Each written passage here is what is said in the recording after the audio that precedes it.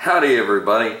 Hey guys, I know that we have taken a long while since posting anything on this channel, but I figured it was about time because if you've seen the main channel, guys, I mentioned that we'd established a Instagram and it is for both the MJ Lee 29 and this Transformers Reviews channel. It's actually for both of them. But guys, the link to it will be down below if you have the chance to take a look at it. I'd appreciate it.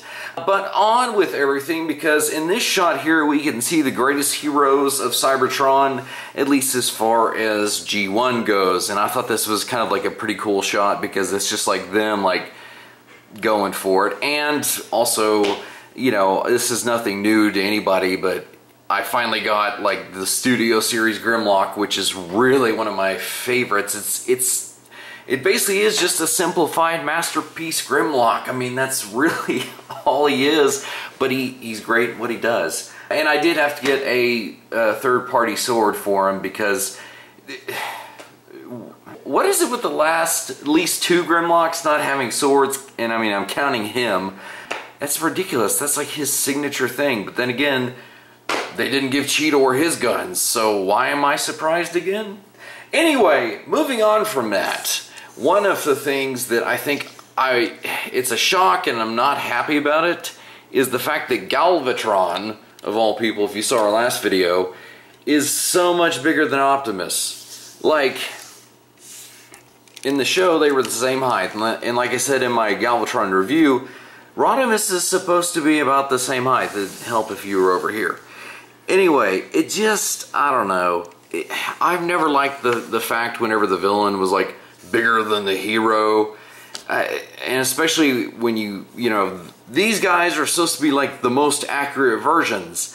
And could either Optimus need to be bigger from the get-go or Galvatron need to be smaller? I don't know, but yeah, I don't know why it bugs me so much. Anyway, moving on from that, if you need somebody bigger than Galvatron to take him on, hello, right here guys, we have Galvatron and Grimlock, and I think Grimlock, he probably could take Galvatron, because let's face it, the cartoon Galvatron, he didn't have all of his bolts up there in his cranium. So, I would believe that. Now, in addition to the majesty that is Masterpiece Grimlock, I mean, Studio Series Grimlock, see, that was actually an honest accident, I am not flexing, but I did want to say that I am enjoying immensely my version of King Poseidon, because I'll be honest with you guys, like, obviously Later, Snaptrap, and Sea-Wing, I like those three Seacons, but like Overbite, Tentakill, and Scalor, I don't like them. Overbite's the one exception, because if you guys notice down here, we actually have Ripper Snapper, which Overbite the toy is got a new Beast Mode head and a new Robot Mode head, but essentially it is just this figure with like, what, those two new features and a more Seacon paint job. So basically, if I want to have Abominus, I basically just swap out the torso and the feet, and you know, there we have Abominus. So, but King Poseidon, the reason I got Snaptrap is like, I don't really know a whole lot about the Seacons, but it was the fact that King Poseidon's head is just so awesome. I mean, look at that. That is really kind of like a cool head. Plus, the one thing that is attractive about Poseidon is the spear. Now, obviously, you have to get all the Seacons to get the spear that he comes with.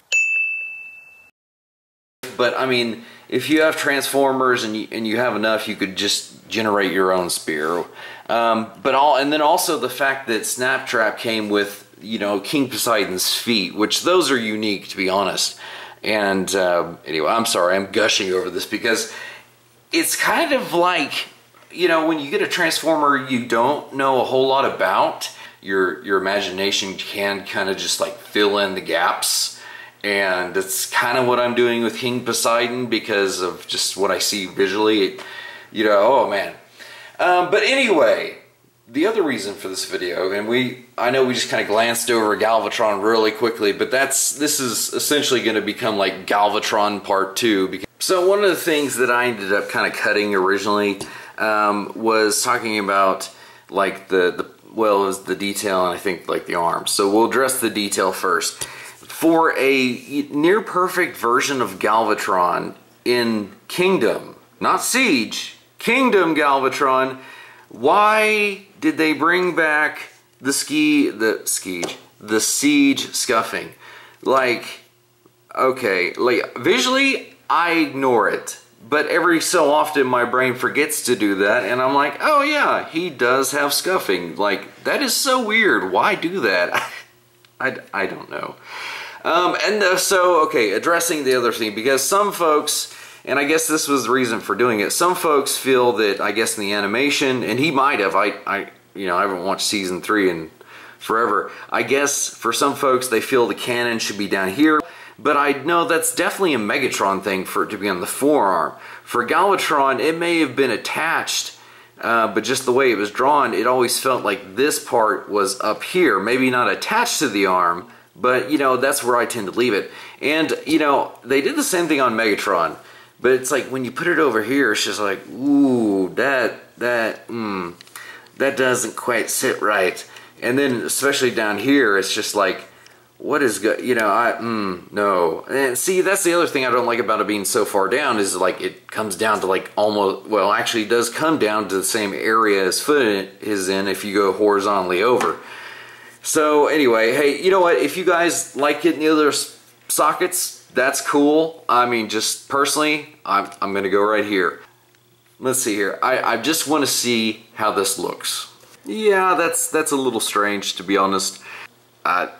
Whatever. You know what though? Overall, despite strange choices, it's not too terrible. I mean, like I said, I don't think it's a perfect Galvatron by any stretch. I mean, his cannon mode is a little bit of a stretch.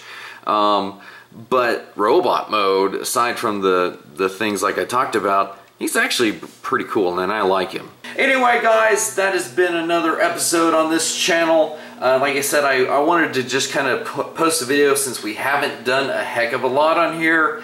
Been working our butt off on the main channel. And again, if you guys have not seen Galvatron's review, please check that out. I'll also put that link below the one for the Instagram. And anyway guys, until next time, Maxima!